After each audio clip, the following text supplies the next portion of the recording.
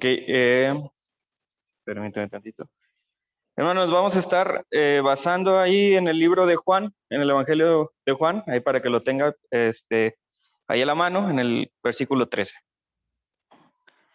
Este, con el hermano Miguel empezamos el domingo, si no me equivoco, con una nueva temática en estos cultos, bueno, en estos servicios que vamos a estar dando, y la temática que se estaba empezando era la de la obediencia.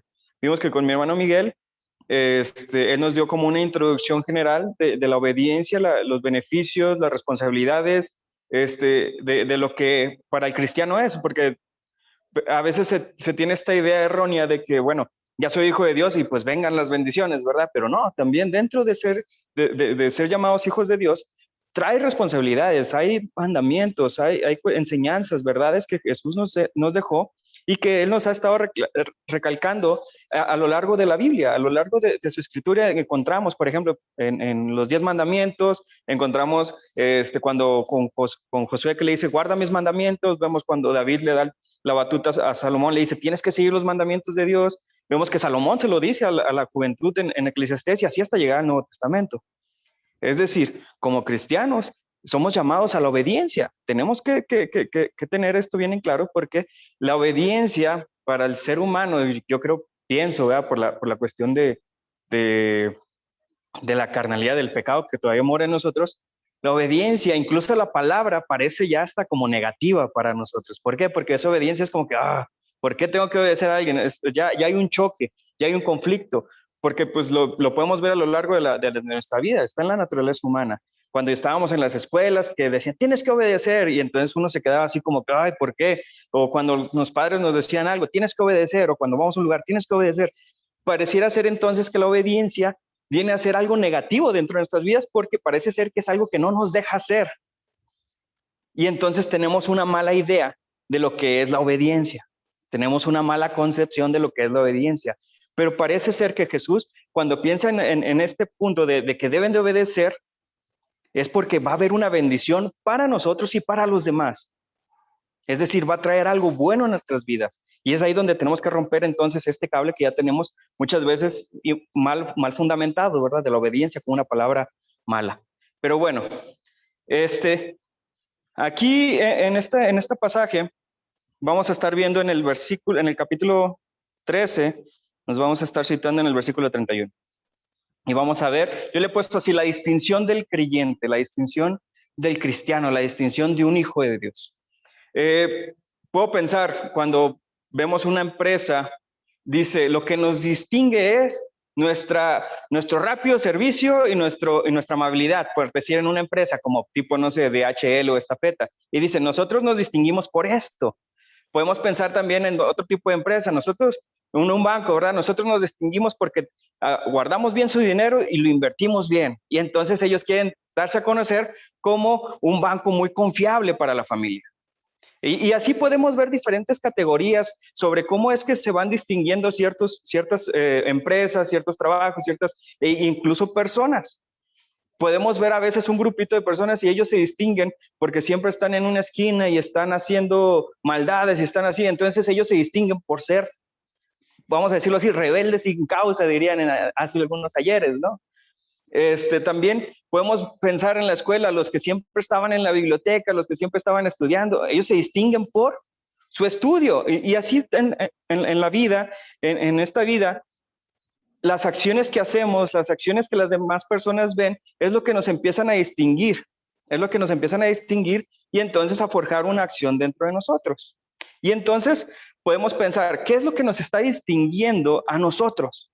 ¿Qué es lo que nos distingue a nosotros? Que nosotros decimos ser cristianos, que nosotros llevamos el estandarte bien en alto diciendo, yo soy cristiano. ¿Qué nos está distinguiendo? ¿Qué nos está distinguiendo? Rebeldía, obediencia, amor. ¿Cuál es la situación? Y es lo que vamos a estar viendo. En esta parte, en el versículo 31, lo vamos a leer hasta el 35. Un pasaje muy conocido. Dice así, yo se los leo y ustedes me siguen con su vista. Dice, en cuanto Judas salió del lugar, Jesús dijo, ha llegado el momento para que el Hijo del Hombre entre en su gloria y por causa de él, Dios será glorificado. Y dado que Dios recibe gloria a causa del Hijo, le dará su propia gloria al Hijo y lo hará de inmediato. Después dice en el 33, mis queridos hijos, voy a estar con ustedes solo un poco más de tiempo. Y como les dije a los líderes judíos, ustedes me buscarán, pero no pueden ir a donde yo voy. Así que ahora les doy un nuevo mandamiento. Ámense unos a otros, tal como yo los he amado. Ustedes deben amarse unos a otros. El amor que tengan unos por otros será la prueba ante el mundo de que son mis discípulos. Y entonces vamos a estar centrando aquí, porque aquí hay un mandamiento. Y a lo largo de este día, en las visitas que hemos tenido, tocamos este punto y fue muy interesante. Y Dios me movió ahorita a este pasaje. Es uno de los pasajes que más me impactó cuando yo estaba estudiándolos dentro de él. Porque esta duda, ¿por qué nuevo? ¿Por qué nuevo mandamiento? Si al parecer ya estaba ese mandamiento, incluso metido dentro de los 10 mandamientos, luego ya estaba ese mandamiento. Cuando le preguntan a Jesús cuáles eran los dos mandamientos, el mandamiento más grande, Jesús da, amarás al Señor tu Dios con toda tu mente, alma, fuerza y corazón, y después dice, amarás a tu prójimo. Es decir, ya estaba. ¿Por qué nuevo? Pero bueno, vamos a ver más adelante el por qué es un nuevo mandamiento. Y bueno, ¿qué está pasando en esta escena? Dice aquí, en cuanto Judas salió en el versículo 31 del lugar, Jesús les dijo, ha llegado el momento para que el Hijo del Hombre entre en su gloria y por causa de él, Dios será glorificado. Es decir, estamos en una escena muy conocida. ¿Cuál es esa escena?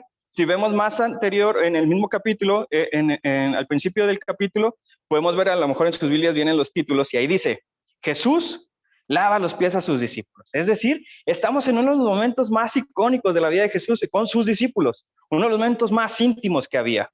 Jesús, estamos viendo que ellos llegan para hacer la celebración de la Pascua, y entonces entran a un lugar donde rentan, ellos quieren hacer esta celebración de la Pascua, y entonces vemos que Jesús agarra ahí los pañuelos y le empieza a lavar los pies a sus discípulos. Y ya sabemos, o ya hemos escuchado muchas veces, que este acto por lo general, solamente lo hacían los criados. Entonces, decía un comentarista, imagínense los discípulos entrando ahí, no hay servicio, por decirlo así, no hay un servicio, no hay criados, no hay nada, y entonces los discípulos, ¿por qué no hicieron esta práctica como comúnmente se hacía? ¿Por qué? Porque había una situación entre ellos, había una cuestión entre ellos. Ellos ya eran creyentes, por decirlo de una forma, ellos ya eran discípulos de Jesús, pero todavía había cuestiones que ellos se seguían batallando.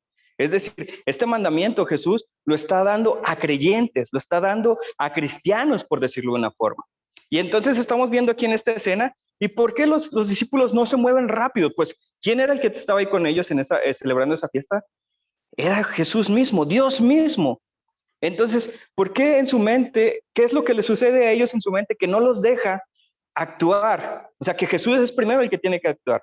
Bueno, anteriormente en capítulos más anteriores, vemos que siempre hay un problema constante con los discípulos.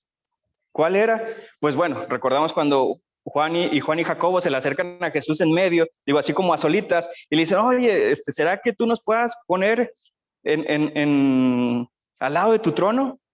¿Por qué? Porque ellos estaban buscando una cuestión de autoridad, ellos estaban buscando una posición siempre, es decir, el meollo que siempre estaba con los discípulos era, ¿quién va a ser mejor que el otro? ¿Quién va a tener más autoridad entre nosotros los 12? ¿Quién va a ser el líder de todos nosotros? Es decir, siempre tenían esta cuestión de una posición de autoridad. Y entonces, cuando llegan a este punto y no hay criados que hagan esta cuestión del lavado de pies, pues ni soñar que ellos lo hicieran, porque quien fuera el primero en hacerlo, sí, iba a significar para ellos que era inferior a los demás.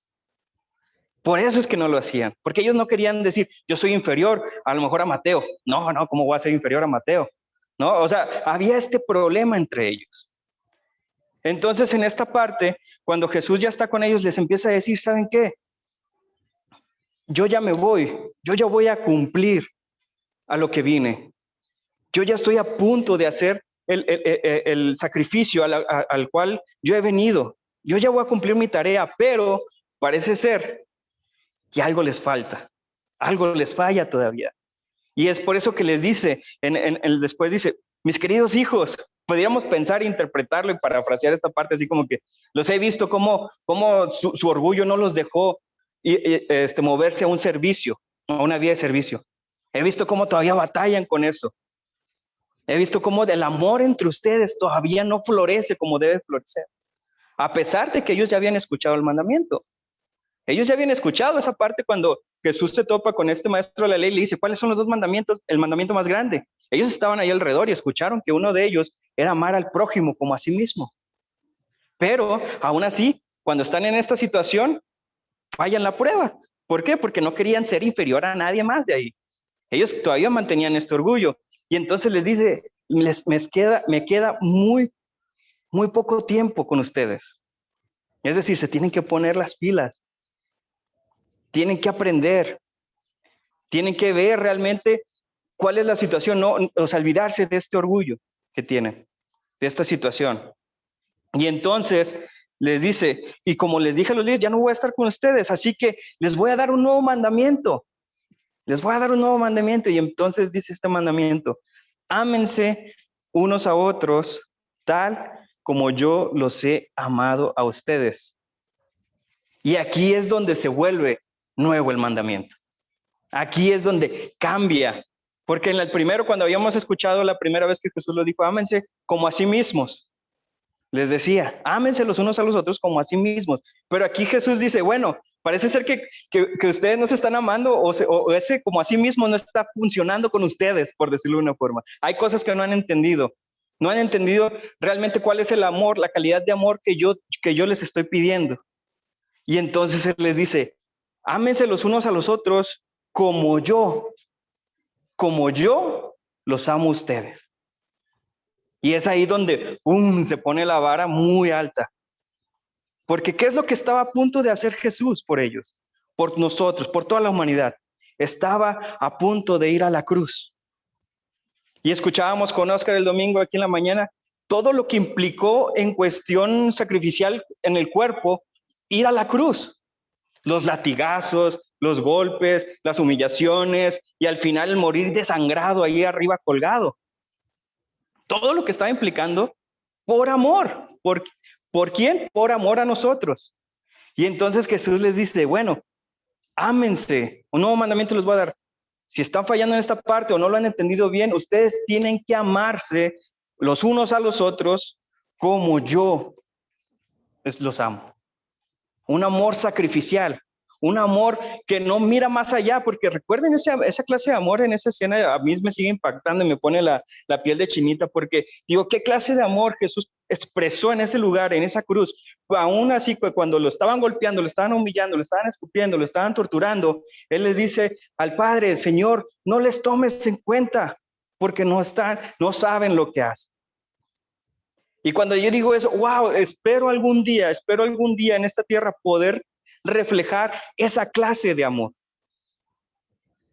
Porque sinceramente todavía a veces la carnalidad dentro de uno gobierna y entonces hace que este amor o este mandamiento no se cumpla. ¿Por qué? Porque pues hay situaciones, hay arrebatos, hay cuestiones que de repente nos sacan de nuestras casillas. Y entonces decía un señor, dicen, y entonces es cuando nos bajamos de la cruz y entonces ponemos el apellido de frente, ¿no? Dejamos de ser cristianos para ser quien éramos antes. Dejamos de cumplir en esta situación. La distinción del cristiano es que obedece y al momento de obedecer los mandamientos de Dios, de Jesús, expresa este amor.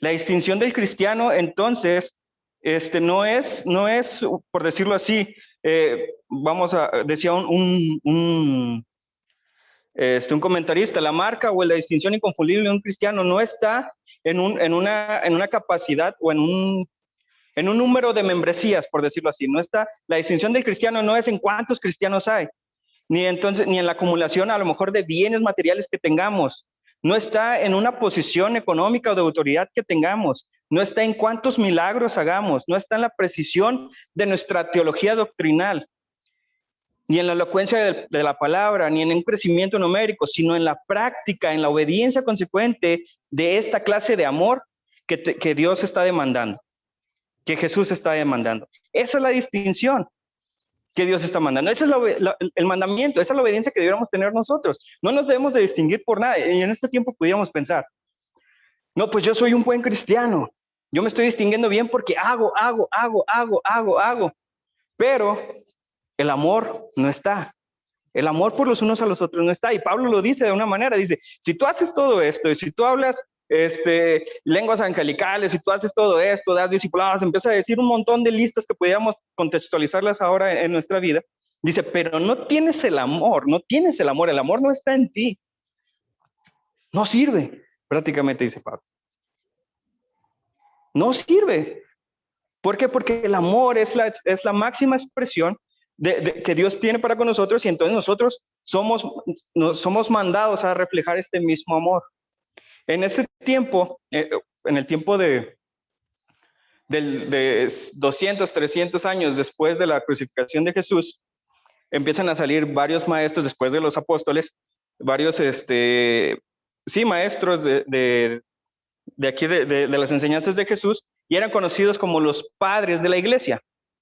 Los padres de la iglesia. Dentro de uno de ellos había uno que se llamaba Tertuliano, un gran apologeta, alguien que se dedicaba a hacer apología contra las herejías que estaban saliendo en ese tiempo, porque estaban saliendo muchas corrientes de pensamiento, mucha gente quería interpretar a Jesús sin ir a sus enseñanzas, y pues estaban saliendo ideas muy locas, ¿no? Muy rebuscadas. Y entonces Tertuliano se encargaba siempre de estar como al día sobre cada herejía que salía, y entonces él la corregía, y él predicaba, usaba estas cuestiones para hacer un puente para predicar a Jesús.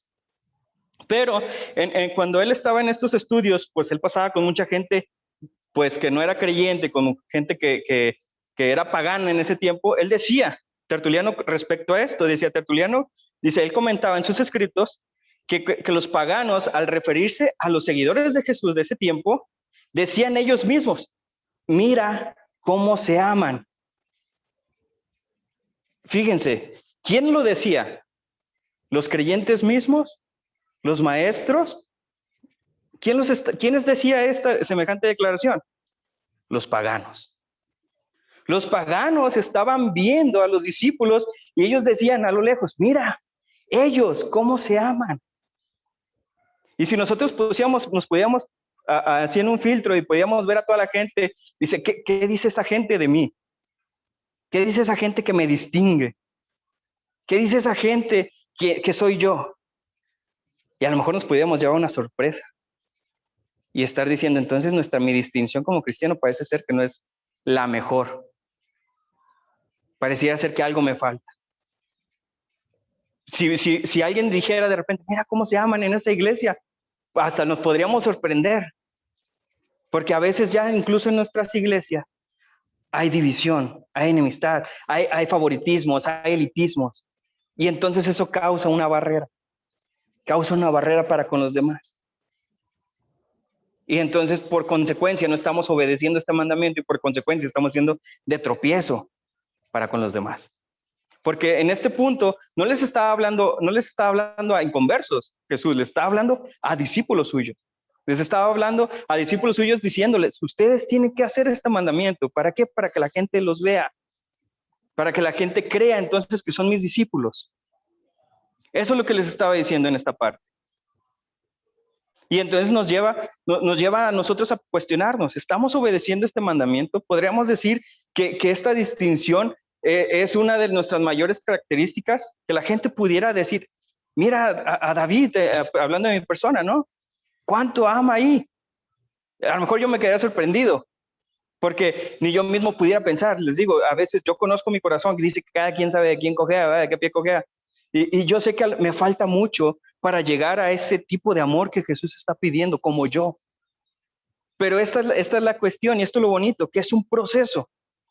Esta clase de amor, decíamos hace rato en un estudio, solamente se va a ver reflejada en la continuidad que tengamos nosotros, en frecuentar, en tener una intencionalidad de tener una relación con Jesús, de buscar a Dios todos los días, de buscar de su palabra, de buscar de su guía, de buscar de su discernimiento, de su sabiduría. Solamente a través de eso, día con día, es como nosotros vamos a poder ir reflejando esta situación, porque hablábamos hace rato, decíamos ahí en Hechos, Ellos estaban en armonía, ellos vivían en unidad, ellos no se guardaban nada para sí, ellos veían que alguien se dolía y vendían todo y con tal de ayudar a la gente, decía, es más, no había gente en necesidad en ese lugar. ¿Por qué? Porque estaban todos al pendiente de todos. Y a veces yo lo veo y lo leo y digo, wow, parece una ciudad utópica, de esas que solamente pueden pasar en ciencia ficción. Pero pasó, realmente pasó. Y aquí está datado, es histórico. Es decir, que nosotros podemos llegar a ser una comunidad semejante a la que había en Hechos, pero solamente vamos a llegar a ella obedeciendo este mandamiento. Solamente vamos a llegar a ella si agarramos este mandamiento y lo atesoramos y lo guardamos en nuestro corazón, amando a los demás, no como a mí mismo, sino amando a los demás como Dios me amó a mí. Es la diferencia que va a ser en este punto. Esa va a ser la diferencia en esto. El que ama sus mandamientos, dice el Señor, el que ama mis mandamientos, entonces no solamente estaremos haciendo algo como para nosotros y para con el prójimo, sino que al mostrar esta obediencia, al mostrar esta obediencia a Dios, dice Juan, el que ama mis mandamientos, el que guarda y ama y hace mis mandamientos es el que me ama a mí. Ese me ama. Es decir, para Juan, y Juan es algo duro en este sentido, Juan no hay blanco, no hay grises, todo es blanco o negro, dice, o eres hijo de Dios o eres hijo del diablo, o haces sus mandamientos o no los haces. Juan es muy duro en esta parte, y él dice así, el que guarda mis mandamientos es el que me ama. Y entonces, pues esto todavía nos levanta a nosotros un poquito, o lo hace más desafiante. Estamos cumpliendo con este mandamiento. Estamos llevando este mandamiento a cabalidad, o es que algo falta. O es que necesitamos ir a una oración con Dios y entonces, pues, ser honestos. ¿Sabes qué, Dios? Pues no puedo en este punto. Decía un chiste, ¿verdad? Dios es que dice, o te lo llevas o te lo mando. Era un chascarrillo que usaba antes, ¿no? Y por ejemplo, ahí en el seminario, a veces había rozones, ya voy a empezar a quemar gente, ¿no? Pero había a veces rozones entre nosotros que a veces hacía difícil la convivencia. Y entonces cuando teníamos estos momentos de reflexión y de devocionales entre nosotros, decíamos, es que nosotros no podemos decir o decir que llevamos un mensaje de reconciliación a las personas a las que vamos a visitar a los campos si nosotros mismos no nos estamos reconciliando. ¿Qué clase de maestros somos si no nos enseñamos a nosotros? Dice Pablo. Entonces ahí es donde se vuelve difícil. Realmente es difícil porque, otra vez, les digo, recuerden, la obediencia, siempre como tenemos esta cuestión o esta connotación negativa de la palabra, a veces queremos que la obediencia siempre surja de aquí para allá. O sea, no para nosotros, siempre es más fácil decirle, oye, haz esto, obedece esto es lo que tienes que hacer, que hacerla a uno mismo. Pero debemos otra vez de quitar ese puente, debemos de quitar ese puente y ver realmente, porque Jesús dice aquí, dice, si ustedes se aman los unos a los otros, si ustedes siguen este mandamiento, entonces dice, el amor que tengan unos por otros, dice, va a ser la prueba ante el mundo entero, ¿de qué? De que son mis discípulos. ¿De qué? De que el mensaje que llevan es verdad. ¿De qué? De que hay salvación y esperanza, de un mensaje verdadero. De eso van a ser la prueba ustedes, si ustedes cumplen este mandamiento, si ustedes obedecen. Y a veces podemos pensar, y esto sería algo duro, incluso para mí, o sea, yo tendría así como que mucho miedo en esta parte. ¿Estoy llevando un mensaje de verdad? ¿Realmente estoy cumpliendo con esto? ¿La gente realmente estoy impactando al mundo con mi vida? Y esto me llevaría entonces a mí a un autoanálisis para ver realmente si estoy cumpliendo con este mandamiento. Y Dios es fiel y justo, dice, si algo falta, si algo falla en nosotros, Dios no nos recrimina, hey, te dije que debías de hacer esto, ahora vas a sufrir un castigo, ¿no? Dios no está así, Dios no está con el dedo esperando señalar, sino que Dios dice, uno puede llegar con esta confianza y decirle, ¿sabes qué, Dios? Estoy falto de amor, estoy fallando en este mandamiento, no lo estoy entendiendo a cabalidad, ayúdame. Y entonces el Señor está presto para seguir transformando nuestro corazón, para seguir ayudándonos a crecer, para seguir llevando este mandamiento a cabalidad, para entonces tener una distinción tan grande, tan impactante, que la gente pueda decir, el mensaje que esta persona me está trayendo de salvación, de esperanza, de vida, es verdad porque lo veo reflejado ahí. Nosotros no vamos y hacemos contacto simplemente por hacer números y querer meter más números a la iglesia. Nosotros vamos y hacemos contacto y predicamos la palabra porque queremos que esa persona genuinamente se salve. Y las personas ven esa diferencia. Las personas, aunque no lo crean, van a ver esa diferencia cuando hay una amistad genuina o no. Pero las personas también van a ver si hay esa amistad genuina dentro de nosotros, dentro de nuestro compañerismo. Y entonces ahí se vuelve pesada la carga, lo que desde esta tarea. Estamos cumpliendo a cabalidad. Y recuerden, este mensaje, y me imagino que para ellos era duro también, porque no le estaba hablando inconverso, le estaba hablando a la iglesia, por decirlo de una forma, le estaba hablando a sus discípulos. Y este mensaje, estos versículos nos hablan igualmente a nosotros. Estamos hablando de la obediencia en este tiempo. Estamos hablando de llevar la obediencia, que la obediencia es un distintivo para nosotros, para los cristianos. Y esta obediencia, si nosotros la llevamos a cabalidad, vamos a impactar al mundo más de lo que podamos, de un buen discurso que podamos decir, de un buen speech que podamos decir, de un buen folleto que podamos tener, de una buena predicación que podamos hacer. Nuestro testimonio y nuestro amor genuino para con los otros va a impactar más de lo que podamos decir, incluso hacer. Entonces, en esta tarde ese es el desafío. Podríamos pensarlo y que quede una pregunta abierta para cada uno, para cuando estemos con la almohada, ¿no? Y con Dios en ese momento íntimo y decirle, ¿será que lo estoy cumpliendo? ¿Será que lo estoy llevando a cabalidad? ¿Será que mi vida se distingue por esto? Y entonces, pues esto va a ser una plática muy, muy personal, Dios con uno. Pero la ventaja es que tenemos tiempo. Mientras haya vida, dice, mientras yo esté tocando la puerta, hay tiempo para todo, para seguir creciendo, para ponernos a cuentas con Dios. Dice ahí la palabra, va a llegar un momento que la puerta se cierre y ya nadie va. Es decir, el tiempo se va a acabar. Mientras estemos en este tiempo, en esta vida, tenemos oportunidad de ponernos a cuentas con Dios día con día, de fortalecer esta relación íntima con Dios y entonces llevarlo a la práctica, este mandamiento. Porque esto es un mandamiento, no crean, a veces sucede, y me lo decía un pastor, dice, no creas que si tú le pides amor a Dios, al día siguiente vas a amanecer todo cariñoso y amoroso. No, te va a mandar personas a veces difíciles de amar. Dice, si tú le pides paciencia a Dios, aguas con lo que pides, porque te va a poner en situaciones difíciles.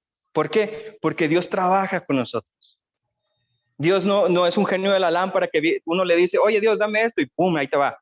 No, sino que Dios quiere que crezcamos como personas, que crezcamos como cristianos, que crezcamos en Él. ¿Para qué? Para llegar a ser maduros, cristianos maduros en la fe, que podamos dar testimonio a este mundo. Testimonio de un mensaje verdadero, de un Dios verdadero, un mensaje de esperanza a este mundo. Y entonces ese será el desafío para nosotros. Llevémonos esta pregunta con nosotros. ¿Estamos cumpliendo a cabalidad este mandamiento? Y entonces mantengámoslo. A mí me gusta mucho repasar esta parte, como yo los he amado a ustedes. Porque eso a lo mejor va a hacer que mi zona de confort, que salga de mi zona de confort de lo que yo pienso que es el amor. Porque yo puedo tener una idea de lo que es amar a mi prójimo, pero esa idea puede estar muy separada de lo que Jesús está marcando aquí, porque Jesús es claro, dice, como yo. Entonces llevémonos esa partecita en nuestro corazón. Amemos a nuestro prójimo como yo, dice, como Jesús me amó a mí. Y ese va a ser el desafío para esta tarde, hermanos. ¿Estamos cumpliendo cabalidad? ¿Estamos siendo obedientes en esta parte? ¿O simplemente le estamos callando esa vocecita porque pues hay que admitirlo? Dice Pedro, que era Pedro, dice, se tienen que tolerar unos a otros en amor. ¿Por qué? Porque sin duda somos personas muy diferentes muchas de las veces. Pero hablaba yo de un domingo, dice, Mateo y Simón el Celote eran personas también muy diferentes. Y el mismo mensaje les llegó a ellos. Y ellos cambiaron y ellos se transformaron y ellos son un ejemplo de que podemos hacerlo. La iglesia de Hechos es un ejemplo de que podemos llegar a ser esa comunidad donde todos estamos unidos en un mismo corazón, en un mismo espíritu y nos dolemos juntos y nos reímos juntos. Es un modelo alcanzable. Claro que es un modelo alcanzable, ahí está. Ya nada más depende de nosotros si somos obedientes para llevar a cabo ese modelo. Dios les bendiga, hermanos.